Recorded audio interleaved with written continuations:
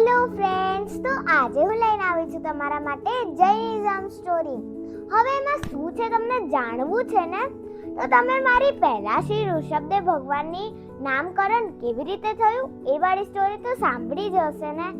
તો હવે આ છે આપણા બીજા શ્રી અજિતનાથ ભગવાનના નામકરણની સ્ટોરી.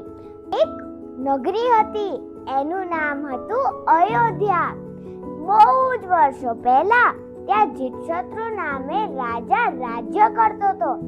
એમની વિજયા નામે રાણી હતી. હવે જીતશત્રુ રાજાને સોગઠાની રમત રમવાનો બહુ જ શોખ હતો. સોગઠાની રમત એટલે શું તમને જાણવું છે ને? સોગઠાની રમત એટલે અત્યારની ભાષામાં લૂડો સમજી લો.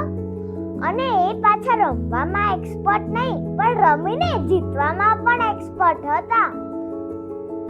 હવે જીતશત્રુ રાજાને વિજયા રાણી ફ્રી ટાઈમમાં ટાઈમ પાસ કરવા સોગઠાની રમત રમે. અને એમાં પાછું જીતે કોણ? જીતશત્રુ રાજા જ જીતે, વિજયા રાણી તો હારી જાય.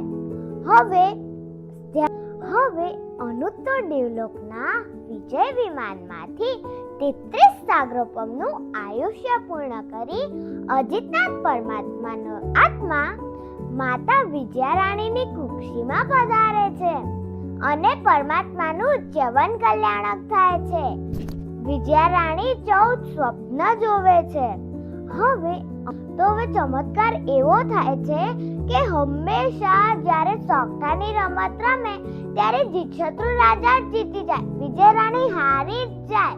પણ હવે પરમાત્મા કુક્ષીમાં અવતર્યા પછી વિજયા રાણી અને જીતશત્રુ રાજા જ્યારે સોગઠાની રમત રમે ત્યારે વિજયા રાણી જ જીતી જાય અને જીતશત્રુ રાજા હારી જાય. તો હવે ચમત્કાર અને વિજયા રાણી વિચારે છે કે આ બધો જ ચમત્કાર વિજયા રાણીની કુખે આવેલા પરમાત્માનો જ છે. હવે તો વિજયા રાણી અજીત બની ગયા છે, એટલે કે જીતી ન શકાય તેવા. એટલે જ્યારે પ્રભુનો જન્મ થયો ત્યારે આપણા બીજા ભગવાનનું નામ પડ્યું બીજા શ્રી અજિતનાથ. બોલો શ્રી અજિતનાથ ભગવાન કી જય. તમે રોજ કયા ભગવાનની પૂજા કરો છો એ કમેન્ટમાં જરૂરથી જણાવજો. અને જે પહેલા જણાવશે તેનું નામ અમે સ્ટોરીમાં અનાઉન્સ કરીશું. મારી ચેનલને લાઈક, શેર અને સબસ્ક્રાઇબ જરૂરથી કરજો. પ્રણામ.